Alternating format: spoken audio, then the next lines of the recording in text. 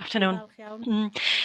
I'm so happy to return here at the end of an excellent 4 days discussion, and many topics have been raised this afternoon that we might need to discuss at this session. So let us move on. And what I hope to achieve, I'd like to ask Gerald and Colin perhaps to consider the highlights and the lessons they feel we've learned during this conference, and also afterwards let us think about what we need to continue to think of during the coming year. But before we do so, I would like all of you to wake up now and take part in a simple poll that will appear on your screens very shortly. And we'll have the code in the chat for you to use. So I'm asking you to tell us in the poll what are the highlights or the lessons you remember from this year's conference. And what will you remember from this year's conference? What are the highlights for you this year?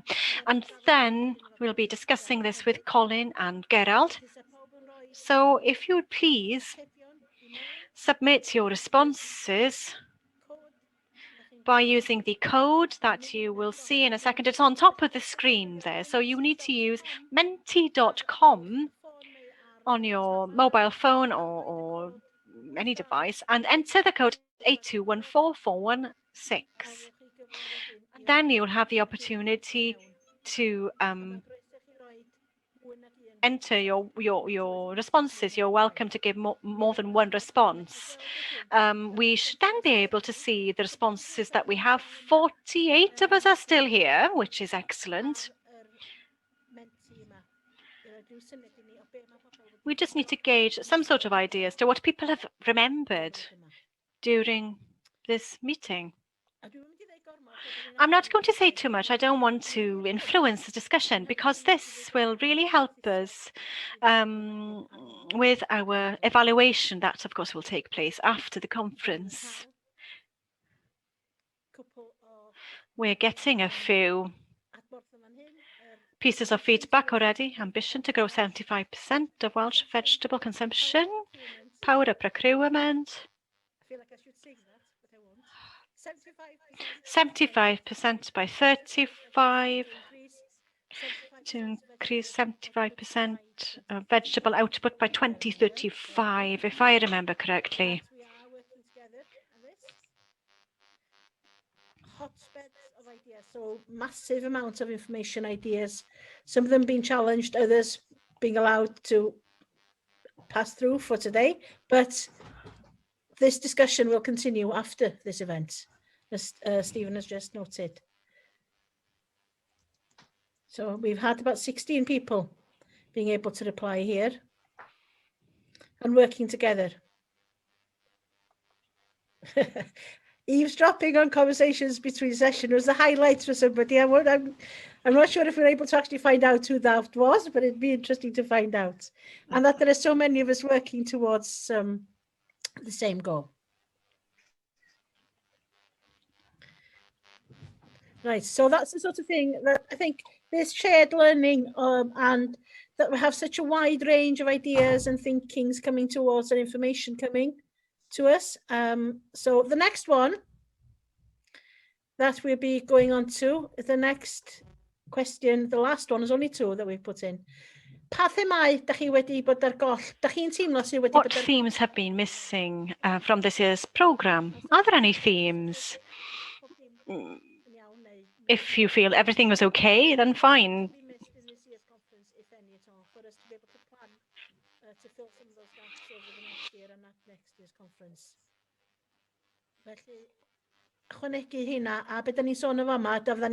So, we will have a word cloud emerging. You're welcome to contribute in any language. Since this is a bilingual conference, it's been very much enriched by the diversity that we've had in the audience and in our speakers this year. Excellent balance. So here we are, more comments. Free tea and coffee. Yes, excellent. The need to eat less meat.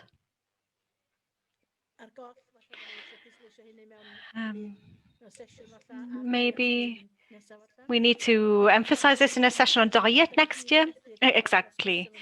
We all missed the opportunity to chat with each other after and between the speakers. That is, after all, where most of the good things happen. And that's when the best learning happens. Excellent balance. Biochar. So things to be included on our list when we will be asking for proposals for next year's programme.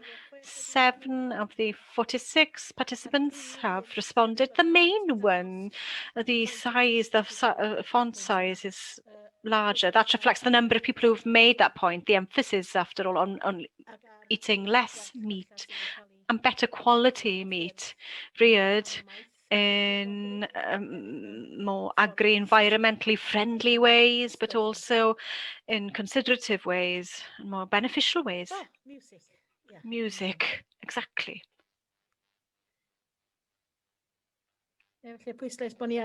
So the emphasis on the need to ensure that there's an opportunity to socialise and that we build this into the conference for next year. In the hope, of course, that we'll be able to meet in the same space next year. Orchard, interesting, yes. Well, I'm sure we can continue to do this if you wish. If you can remember some issues that you thought of or add any other issues, you're welcome to contribute, Rebecca, if that's possible. We'll keep it open until the end of the afternoon, if that's possible. Yes. So let's just go back to the previous slide. What are the lessons and the highlights for this year? Perhaps, well, let us focus on these points that are raised here around increasing the number of vegetables grown, that we need to plan together. We will bear those 3 points in mind as we now discuss things with Colin and Gerald. So I'm going to ask first Gerald just to say a few words, what he remembers and what he'd like to, what are the highlights of this conference, and then we'll move on to Colin. Quite a few words probably, because there's a lot I think he should say after afternoon's discussion, but we'll start off with Gerald, who's from the Caerhys. I don't think he needs an introduction, but I better do it properly. Gerald Miles from the Caerhys Organic Community Agriculture down in Sir Benfro, and I will look forward to meeting him sometime on the farm. Right, drosodd I chi, Gerald. Diolch yn fawr. Thank you. I fi, for me, I found these last days unique, and I don't think it would be as good as it's actually turned out to be. I wasn't looking forward to it because I don't like to look at a screen, especially if I know you, and not being able to hold your hand or look into your eyes. And, you know, this pandemic has created this whole situation. It's, well, it's separated us, hasn't it? That's the main thing I find difficult with. But this conference is, I must say, it's a compliment to you all who've created this. I never expected it to be this great, to be honest. And that all the aspects that you've covered has been really immense. And I've learned a heck of a lot by listening to people over the weekend. over the week. There's some sessions I must have missed, but you know what sticks out in my mind is that the importance of us as farmers and growers in supplying food, and food is for Wales, is we could really feed ourselves, and this is so important. And from the health aspect of, we had one session where, was it Dr. Bell was talking about health. She believes in what you eat and the way you have your life, and re-endorses me as a farmer, as an organic farmer. But I think this is the opportunity. We're in a pandemic, and if we don't learn by that and make changes, then we don't deserve to survive. That's a bit strong, I know, but there's so many things we could do and change. We've left our industry, the farming industry, be affected, taken over by globalization and supermarkets, and create carbon from one thing to the other. And then again, we can create much better by creating cooperatives and create supporting communities. Because one of the main things we found on our farm is creating a CSA on our farm has been the heart of this farm, and really has been the impact to give this farm a well-being, and to us a well-being. And through this pandemic, we're lucky to live where we are. As us here, as a community, nearly all my family live on the farm, and we're lucky to be in this area. But no, the conference from one thing to the other was immense, and really I've had a lot of ideas from it, like one Alex was saying this today about bringing schools, community, farms together. I think that's one thing I will try to do, because to bring it into education as well, so that our next generation growing up and knowing where their food is coming from, and they should adopt a farm. Every school should adopt a farm to really have it as part, to have food from it, and to see where and know the farmer. Because being a farmer is a tough job. We all know that. But this is all part of it. Who grows your food? Going back to respect and finding where it's from. But no, I really think I never thought it would be this good. And I myself, I will end by saying that my bod yn bleser, a hefyd mae'n agor llygedyn. It's been a pleasure. It's opened my eyes and my mind to what can be achieved, and how important it is for each and every one of us. Of the importance of that we must support each other and try to create this to make change. And we can only do that by working together. And this conference has impacted that, or the importance from organic to, okay, carbon emissions. But as well, I hope through this, that will create more communities, more CSAs, more growing of vegetables in Wales, and create Wales organic. Come on, it's green to start off. Let's make it greener. Diolch yn fawr. Diolch yn fawr iawn. Diolch, Gerald. Diolch. Mae pawb yn rhaid i chi ar y chat, felly. Diolch yn fawr iawn. Gweledigaeth da. You set out a good vision and an excellent response, as usual. We were set the challenge in one of the sessions that we dream about the future. And is it a dream of 75% by 2035? That's what we felt we should aim towards, rather than 50% or 20% more vegetables in Wales. And I'm sure you'll agree that there is a place for us to grow more vegetables on the land that we have in Wales. And perhaps in accordance with your pattern, to produce them organically and on these farms that sustain families and communities, as we heard this morning from some of the ladies who were delivering in the session the value of Welsh food.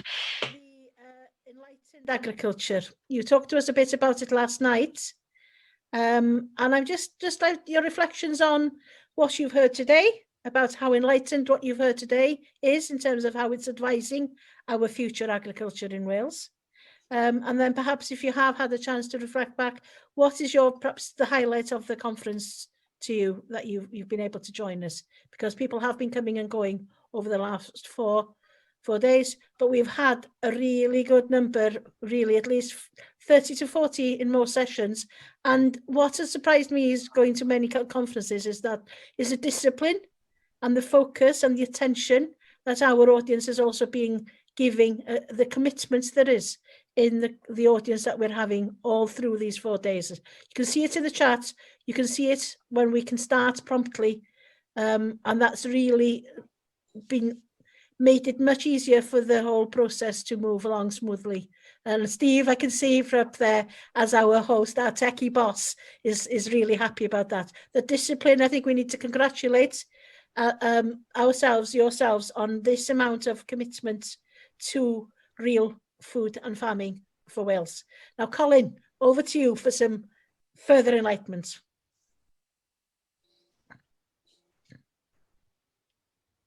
Right, good. I just want to say, first of all, it's an honour to be invited to speak at this conference and to share a platform effectively with Gerald. Gerald's one of my farming heroes. I've got about 4 or 5, and Gerald is certainly one of them. One of the things that strikes me, well, first of all, about the future, I've just written, a bit of plug here, just written this book called The Great Rethink. And the point of it is that if we're going to get out of our dreadful problems that we're in, first of all, agriculture is right at the centre. We must get that right. And it's the thing that governments effectively neglect. I mean, in this country, for the last 20, 30 years, 40 years, they've regarded agriculture just as a business like any other. And they've redefined business as simply as a way of making lots of money, which farming doesn't do very well. So it's largely been sidelined, and it still is. We've had a succession of secretaries of state who don't know anything about agriculture and don't really care about it and make the most ridiculous comments about it. And that is a terrible thing. And it seems to me, the second thing I want to say is that, and what this book is about, is that if we're going to solve the world's problems, which include all of our problems, then we have to be radical in the proper sense. Radical doesn't mean that you go around carrying a bomb and blow things up. Radical means that you've got to get down to the roots. And very few discussions that I've heard about agriculture in particular, or about anything actually, but in particular, I think agriculture, really get down to the roots of things. And we've got to rethink the whole thing from first principles. The first principles really have to do, first of all, with how you actually farm. And organic farming, which Gerald is stressing, is very much a part of agroecology. I haven't heard the word agroecology today. Perhaps it topped up much earlier. People talk about regenerative agriculture these days. I think the term agroecology is preferable for various reasons. But the second thing is that you have to get The second great principle that we need is that of food sovereignty. And the food sovereignty says that every society should have control over its own food supply. And one of the great strengths of a conference like this is that it represents, I think it represents a grassroots movement on quite a large scale. It didn't exist 3 years ago, after all, and now it's happening. And the Oxford Real Farming Conference is happening, and the Northern version is happening, and the Scottish one is beginning to happen. And this is all part of the great global cooperative, to use Gerald's word, uprising of people at large and farmers in particular in actually reclaiming agriculture for what it is. I see agroecology as being a key issue. And within that, just talking about what's come up today, grass is of key importance. I mean, grass really does grow rather well, and we've made bad use of it, and we must make much better use of it. Meat, of course, is absolutely crucial. One thing you see with meat is the conflict between, on the one hand, the desire to make lots and lots of money, which farmers are now obliged to do because we live in this economy which is all about maximizing profit and competing for profit. But the second thing is the need to provide good food and to look after the biosphere, the living world. And the fact of the matter is that if you really want to provide a good diet for everybody, then actually a low meat diet is preferable to a very high meat diet. There's lots and loads of evidence across the board. Not a zero meat diet, but a low meat diet. And that's also very compatible with principles of agroecology, where you're trying, as somebody said today, to effectively emulate nature, or at least to emulate the best features of nature, because nature at its best is very sustainable and very resilient. So you just have to emulate what it does. The last point I want to make, I was listening today to the various discussions on food and cooking and all that kind of stuff. As I see it, together with farming, cooking is absolutely crucial to the future of the world. And one of the great serendipities is that there is a perfect one-to-one correspondence between agroecology or organic farming, which produces agroecology, farming that's actually designed to produce good food and look after the biosphere, sound nutrition, and the best cooking in the world. Because they all, if you go down the agroecological route, you find yourself producing plenty of plants because you're focused on arable and horticulture. Not much meat because you're only using animals as a supplement or a complement to the plant production, crop production, and maximum variety, because the farms of the future should be as mixed as possible and make as much use as possible of what grows locally. And if you look at all that, that's exactly what the nutritionists have been saying for the last 40 years. Plenty of plants, not much meat, and maximum variety. Summarizes the whole thing in 9 words. And if you look at the world's greatest cuisines on an axis from Italy to China, they all follow those rules exactly. So it's a perfect correspondence between good farming, sound nutrition, and the best possible cooking. All we're going to do is, not all we've got to do, but we should start by relearning how to cook. That's the first thing. And then, of course, you've got to redesign the economy, because at the moment, people can't afford good food, mainly not because good food is dear, but because there is such a massive discrepancy between the people who are very rich and the people who are very poor. And if we had a proper economy, we'd have nobody that was so rich that they can just sort of do what they like, but you would have nobody that was so poor that they couldn't afford food. We've got to rethink the economy. That's what I mean, really, by being radical. That's the kind of themes that I would like to follow in the future.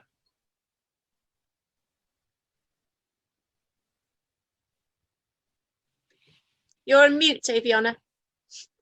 I'm on mute. I'm not, yes.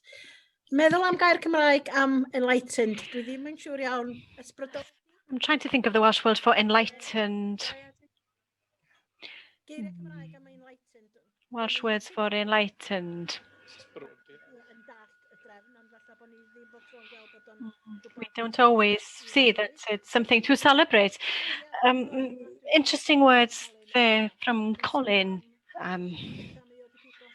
just talking about the things that he has picked out from the conference and how this discussion fits into the whole ideology and ideas that he's included in his books and his new book.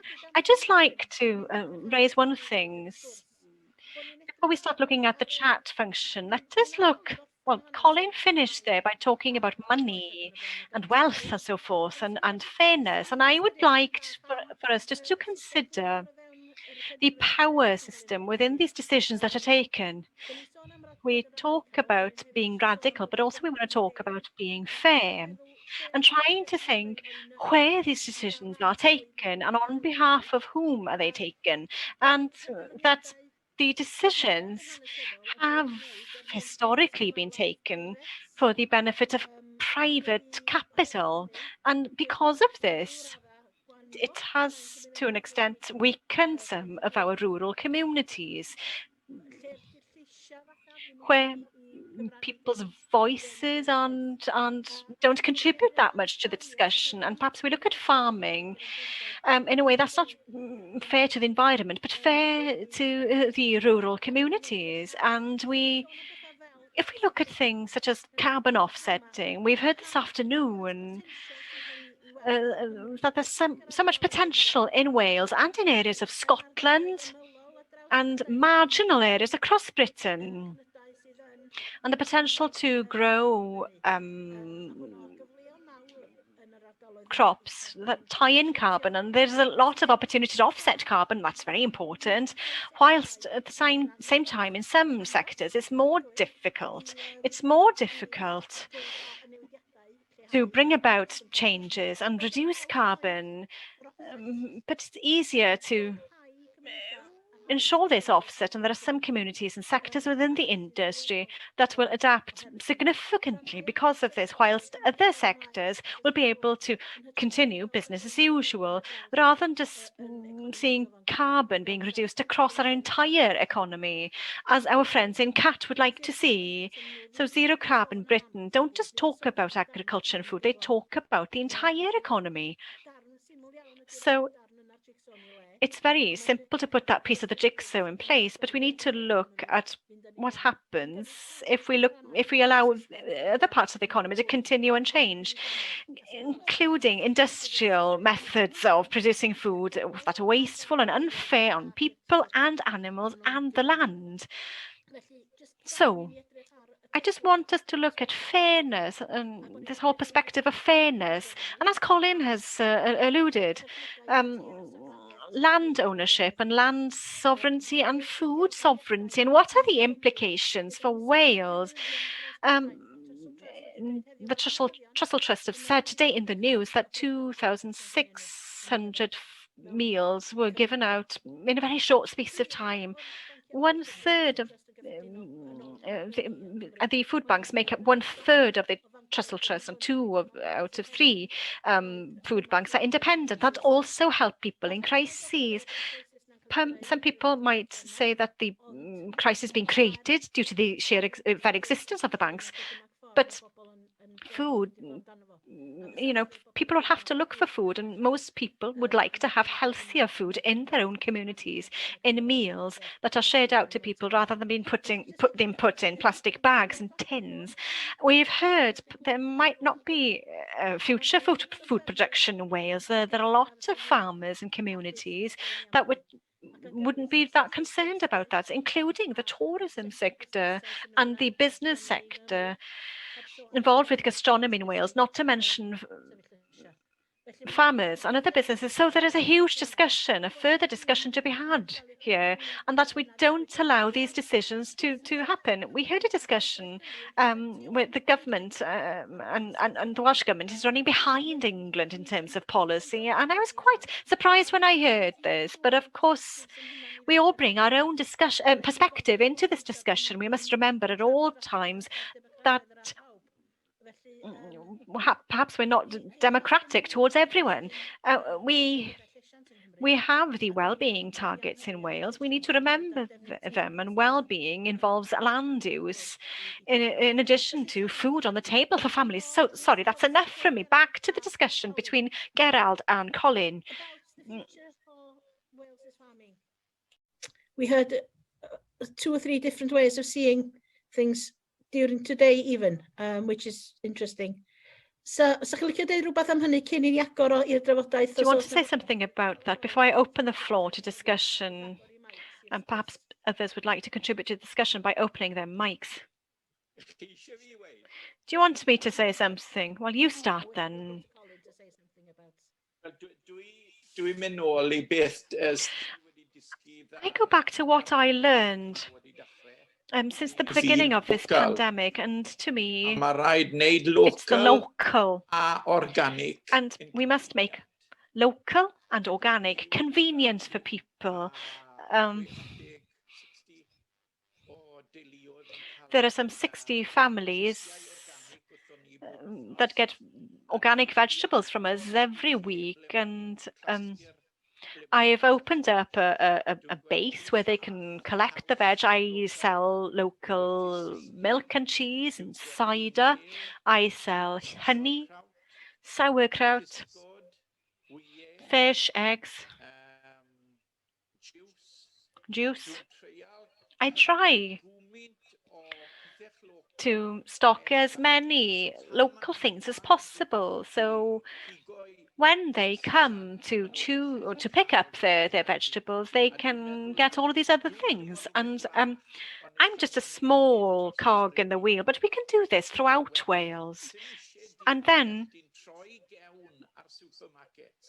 we could turn our backs on supermarkets. We don't have to compete with them. You can create your own market in your own locality. If I can sell to 60 families, consider how that would happen throughout Wales. I also sell meat. Alex Heffron's meat, I go and collect it, and they can buy it here. But I think, you know, we can only do this, but also they blame us, farmers, for this whole carbon business, but nobody's pointing the finger at supermarkets and how far they transport meat, how far they take the bullock from the farm to the abattoir and then bring it back to supermarkets. How many food miles are involved there? That's my opinion. Thank you. There's lots of things to be thankful about for this conference, and I'm not even going to start saying what I've said a little bit about discipline and about the audience commitment. It's been fantastic. The speakers have all been wonderful. And over to Jane. Diolch yn fawr iawn I chi gyd. Okay, diolch Eifiona. I think I'll do this in English. Yes, where to start? I think gratitude is a really good practice, actually, to stop every now and then and be grateful for all the good things that are going on, given that there's so much that isn't good. And we tend to sort of skip over the things that are good as if they were going to happen anyway. So let's just let's spend this last 5 minutes just breathing in all the gratitude for the last 4 days, because it's been absolutely fantastic. Stephen and I have been working on the production team, and we keep tweeting, we keep sort of WhatsApping each other saying, isn't this great? Isn't it going well? And that's down to everybody who's really contributed. And it's obviously, I've got the obvious people to thank, but actually just everybody who has come and who has sat on a Zoom call, which can be quite hard work. Some of us have had much too much of it, but you've all sat there, some of you for almost every session. And that means such a lot to have people really committed and taking part, and posting in the comments, posting in the chat. It's almost been 100% on message and positive and constructive and supportive to us, the organisers, who, we don't do this all the time, Stephen and I. This has been quite a baptism of electronics. So I also have the formal thank yous to go through. I want to give a thank you, obviously, to our sponsors, without whom we couldn't have done this. And it was especially a few sponsors coming in early and saying, yes, we're going to back this conference. that actually made the difference between us doing it and not doing it. So thank you to the Nature Friendly Farming Network, the Soil Association, Organic Farmers and Growers, Garden Organic, Hubby Cymru, the Landworkers Alliance Cymru, and the Whole Health Agriculture. You've been stars, all of you. And also thank you to everybody who bought a ticket. We had a sort of system of supporter tickets, standard tickets, and concessionary tickets. Everybody who bought a supporter ticket when they didn't have to, we really appreciate it. And all the speakers who waived their complimentary tickets and bought one anyway, we really appreciated that. But anybody who yeah, all of you. Then I'd like to thank our supporting organisations. The event, this conference is an independent event, and it's come about because a group of us have come together. At this point, maybe I should a special thank you to Ruth and Colin, the founders of the Oxford Real Farming Conference, who have been the inspiration, because I used to go to that. Well, a lot of us have been to that, haven't we? I must have been to about 10 of those by now. And that's where the idea for this conference came from. It was, can we take some of the inspiration of that to Wales? So Ruth and Colin from the Real Farming Trust. And also, where's my list of supporters? I did write it out. Yes, Aberystwyth University, IBERS, Bangor University, Sustainable Farming Trust, Sustainable Food Trust. I can never remember if it's food or farming. Anyway, Sustainable Food and Farming Trust. The Real Farming Trust, Canada Consulting, Purposeful Permaculture, the Wales Food Manifesto. And then I'd like to thank all the keynote speakers, our 5 excellent keynote speakers, our session organisers. We had 31 sessions, I think, one of which was a People's Assembly, which was a whole thing all in its own right. And then the 30 sessions, each of those had an organiser, a chair, a moderator, several speakers, and a lot of agonising and preparation went into that. And they were all superb. They were just great. We also had videos. I mean, I didn't get a chance to watch them in the afternoon because I was going for get a bit of fresh air, but there's a series of gardening videos up on our website. We've also got links to recipes. We put a recipe up for each day. I don't know if anyone managed to cook the recipes. I might do it next week when I got a bit less. Take these out and then you can hear. Yeah, and then we have the production team. That was Stephen and me. But we also had a bit of help from a few other people, and we all had a lot of fun. We felt like we were running a radio station at times, or hosting chat show after chat show. And next time we do it, we're going to add in. There's going to be a bit of music and jingles. It's going to be radio conference, and there'll be an irritating jingle that you really gets on your nerves. And the office staff, Jane Ricketts-Hine, who has been on the email, and she's been updating the website and taken such care over all those details. So, and somebody's entered the waiting room. I've probably left people out. I'm sure I have. Anyway, a really big thank you to everybody. And yeah, we hope. Eifiona, I don't know if you wanted to say anything about next year, Eifiona. We're going to be back in 2021. It may not. Oh, I forgot to thank Helen, the translator, who is superb. I listened in once or twice, and she was really going at it. I don't know, Eifiona, if you want to say anything about next year before we sing the national anthem. Joke. No, well, we could do. No, we won't do. I don't think. Well, we could do. We could try. Rather not. Sorry. No. That's for next year. We'll try that next year. There will be one next year anyway. There will be something. Well, if all being well and all, but as I've bod dim yn iawn, bod yn byw yn iach ac yn y blaen, bydden ni. God willing, if we're all here, and we hope to be able to run this. We really hope that it will be an in-person conference. We're all in the same space again. The School of Natural Sciences in Bangor have confirmed that they'd be happy to help with this activity, but of course we're not entirely sure how things will be even this time next year. So currently we're seen with hard work, Jane and Steve Jacobs' hard work, they've been the main people to run this, and Jane Ricketine, and also I'd like to thank Jane for her vote of thanks. But of course, those three persons have run things very smoothly over the past 4 days. Next year, I hope it's going to be Bangor blended or perhaps entirely online again. There is a train in Bangor,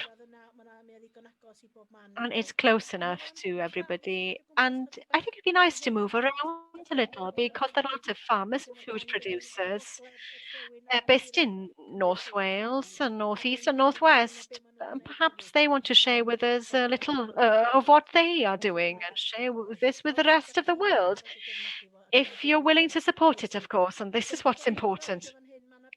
We've started with some discussion here. I thought we'd have time, not to sing, but to receive questions. But I think what we need to do, as Steve has indicated previously, we need to allow you to ask any questions. If you have any further questions to the speakers or to the conference or the steering group arranging things from one year to the next, please send them to us through the website.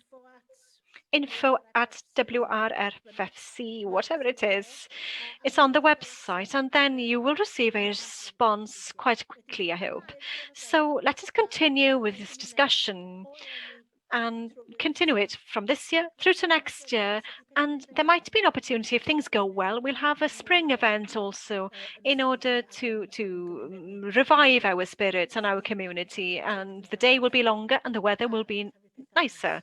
Things might well be easier. So thank you all. And I think, Jane, do you want to have the final say? Stephen, do you want to say something? I think you should have a last word. Is that wise? Thank you to Jane and Jane, because without Jane Powell and Jane Ricketine, this wouldn't be happening. And I want to thank all the contributors. It was said a couple of times this week from people who are doing talks, before you start spending money, look around you, talk to the community and find out what needs to be done. One of the biggest steps forward that I've made this year is getting involved in deliberative democracy, asking others and listening to what they have to say. Thank you. Diolch yn fawr iawn. Thank you. Thank you, Steve. And I think at that point, we need to bring, I think we need to bring this year's conference to a final close, with looking forward very much to next year, starting the next one off in 2021. Diolch yn fawr iawn i chi gyd.